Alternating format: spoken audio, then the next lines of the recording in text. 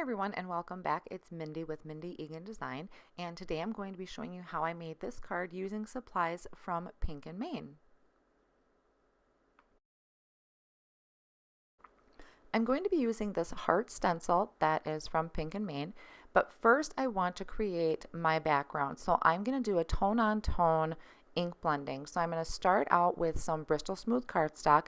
I like using this with my distress inks or the oxides. It just blends really well together. So I start off with picked raspberry, and I just want to put a light layer of color down. I don't want to go too dark, and I just go in circles, blending it lightly on there. Then I'm going to come in with some abandoned coral and do the same thing. So just lightly adding a layer, blending that in with my picked raspberry.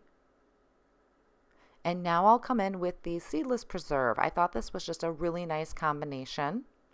And same thing, I'm going to come in with circular motions, lightly starting out on the paper and then just blending that through. If you push too hard, you'll get those circle imprints. With the oxides, you can blend that out, but you don't want to press too hard at first. So now I have this, I'm going to bring in the stencil, and I'm going to use the same colors on top in the same order. So I'll just take some painter's tape, and I'm going to tape this down onto my stencil on the craft mat to kind of hold that stencil in place. I don't want to catch any edges of the hearts, so that it would shift on me. So I'm just going to hold that down. And the painter's tape is nice because it has a nice hold, but it's not too tacky like regular tape.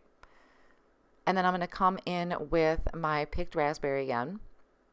And same thing, I'm just going to go over it. And I kind of do a little dabbing motion, not necessarily the circular ones that I did before, just because I don't want to catch those edges. So I'm just kind of dabbing up, putting a little bit more pressure because I want these hearts to stand out on top of that lighter layer that I did. So the picked raspberry, and then I'm going to come back in again with that abandoned coral, and same thing. Is just going over that area, kind of lightly blending it up into the picked raspberry. Even adding a little bit on top just to kind of darken those up over the picked raspberry. And then back in with the Seedless Preserve. And same steps as before, I'm just going to apply that ink on top of my previously inked background. And I actually go back over my abandoned coral with a little bit of the Candied apple just because I had played around with this before and that abandoned coral didn't really pop like I wanted to. So I thought the Candied apple would be a nice, brighter color. So I kind of just popped that in there. Then I'm going to go ahead and remove the painter's tape to reveal this beautiful background. I love doing these tone on tones. It really just makes everything pop. And there it is. I love this. It's gorgeous. It's fun. It's easy. And this is a 6x6 stencil, so you can cut this up in half, however you want to do. You can get a couple cards out of it.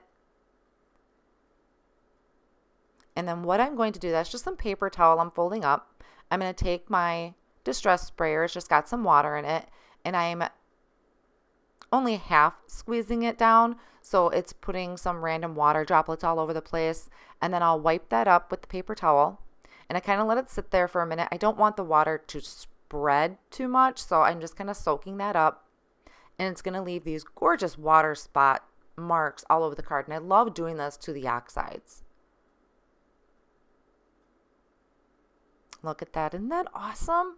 Love this. Very fun. I added a couple more drops just because I thought it looked a little empty there. And that will finish up that background piece.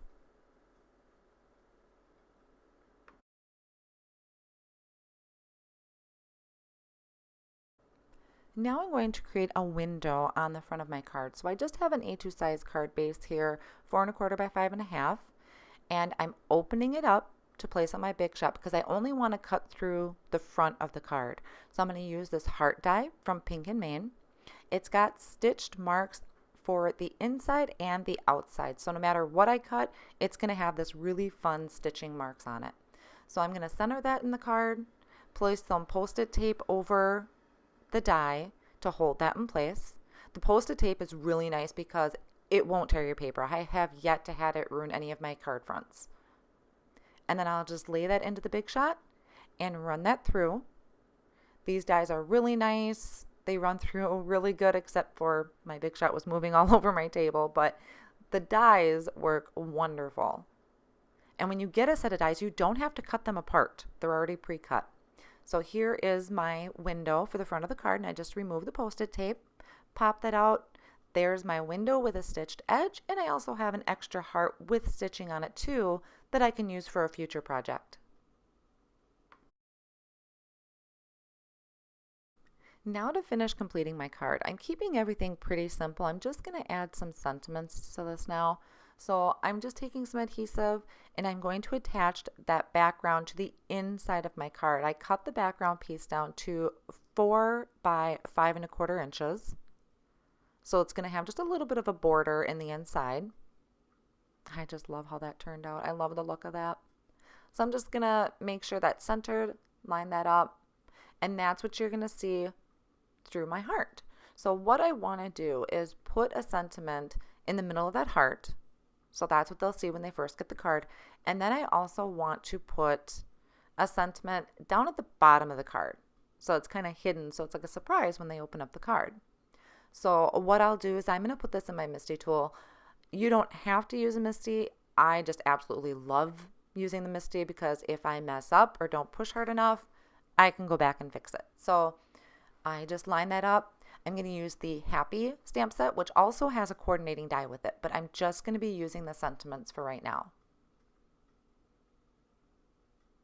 So I'm going to go ahead and hold that down with my magnets, and I'm going to line up my sentiment in the middle of that heart through the window, open that up and holding that down with magnets too because I don't want to risk getting any ink on there. Closing my lid to just grab the stamp, make sure everything's nice and straight. And I'm going to be using VersaFine ink. I like using VersaFine with the Oxides just because it's a really nice black. It comes out really crisp. I don't typically ever have to re-stamp it. The only thing is it is a little more wet, so you have to kind of wait a few extra seconds to make sure that's dry. And that's also why I started with that stamp set or that sentiment first, because nothing's going to cover it when I'm opening and closing the card. So now I have this big word Happy. I love the script of this word. It's really pretty. So I'm inking that up with VersaFine too, and this came out great stamping the first time as well. There it is, beautiful, black, crisp, hidden message on the inside. And that's going to finish off the card. So all it is opening to reveal that secret message. I hope you enjoyed today's card. Quick and simple, but gorgeous background, some fun techniques. I will have all the supplies listed down below in the description area. You can pick these up at Pink and Main. Please give this video a big thumbs up if you enjoy it and subscribe to my channel. Thanks for stopping by. Have a great day.